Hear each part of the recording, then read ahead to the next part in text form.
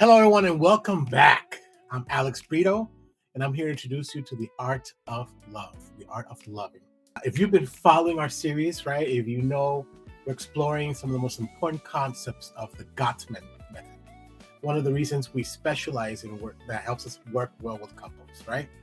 In the last episode, we started talking about the first one of the what we call the four really toxic behaviors, whereas Dr. John Gottman calls them the four horsemen of the apocalypse of relationship. Look at how harsh that name is. That's how bad they are. And today we're discussing what Dr. John Gottman consider or identify as the most destructive of these horsemen behaviors, right? Which is contempt, right? Not content, contempt, right? So what is contempt? Contempt happens when a partner communicates from a place of superiority. So I wrote a little terrible graphic where, if I, the partner, am looking down at my other partner, the way I talk to them, the way I express myself, I'm looking at them like I am better than them or they are less than me, right? When someone sends a message like, I'm better than you, you're beneath me, anything that communicates that, your thoughts, feelings, or opinions don't matter. That comes from an attitude of contempt. Contempt will be shown through several ways, right? Sarcasm. Well, of course you'll never forget. That's sarcasm. You don't mean that. That's rude. Eye rolling. Here we go again, right? Mocking. Name calling is like we start doing these little funny voices when we're hostile in our humor, right? And when we're disrespectful with our comments. For example, like when I did the trash, I took out the trash this time because you never take out the trash because you're sloppy. That's disrespectful. You're just a sloppy person. First of all, it's criticism, as we talked last time. It's also disrespect because you're attacking the person. Because it comes from a place of like, I'm better than you, or you are beneath me, or you're less than me in some way or another. For example, being able to say like, wow, that's a brilliant idea, sarcastically, that's a form of contempt. Or you can never do this X, Y, or Z right.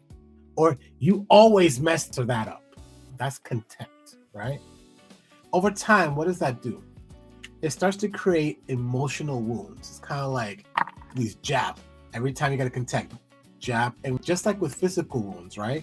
And when we get jabbed enough times, we have to heal. And it starts to create, with contempt, this sense of despair, this sense of feeling like emotionally distant. Because no matter what I say, I'm beneath you. And it creates a huge disconnection.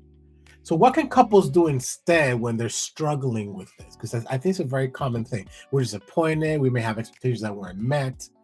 And then we start to assume, well, they're never going to make it, right? There's an antidote to this. Just like with criticism, it was talking about your needs, talking about your feelings, talking specifically about using a soft opening. That's for criticism. For contempt, it is building a culture of appreciation and respect. Now you'd be like, well, what do you mean?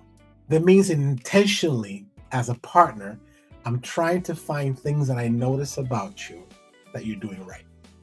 Because it can't be that everything you do is always wrong. That's impossible. We don't I take out the trash. I don't always not do things. But I can notice like, hey, even though you struggle, this one my wife did, even though you struggle with this aspect of how we clean the house, I'm noticing that you've gotten better in the last few months. I know you want to get to this point, but I can see that. That's a cultural appreciation. It's not about perfection. It's about progress, right? It's intentional. It's got to be intentional. I'm going to try to find things. It's not lying.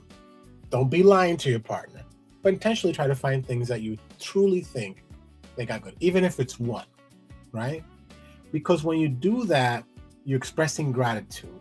It's acknowledging an effort. Things like it's treating each other with kindness instead of you're beneath me or I'm better than you. During difficult conversations, not just when things are good, but during difficult conversation, a simple thank you can be more powerful than what people realize. What do you mean? Because being able to acknowledge, hey, even though you struggle with this, I'm thankful that you are doing this. You may not be good at doing the laundry, but you're really good at the dishes. We want to work on the laundry, but I want to recognize and be thankful that you're good at this. That's a way of dealing with contempt by showing a culture of appreciation. It builds respect for each other. It's important for you guys to have respect. Because if we deal with this contempt, it is the most destructive and we build a culture of appreciation that allows us to buffer our conflicts in the moments we are struggling. It doesn't hide the complaints, doesn't hide the areas of work, but it builds it so that we can grow together instead of attacking each other by thinking that I'm better than you or that you're beneath me. In our next episode, we're going to focus on the next toxic behavior, the horseman behavior, which is defensiveness. This is one that I know well because I had to work on that on myself. I was very defensive. Still comes out from time to time. I have to work on it. I'm going to teach you, even from my experience, how I deal with that on a regular basis. This is the stuff that sometimes keeps arguments stuck. You want to get you unstuck from your problems and your conflict. So thank you for joining me. Again, my name is Alex Brito, and I will see you next time in the Art of Loving.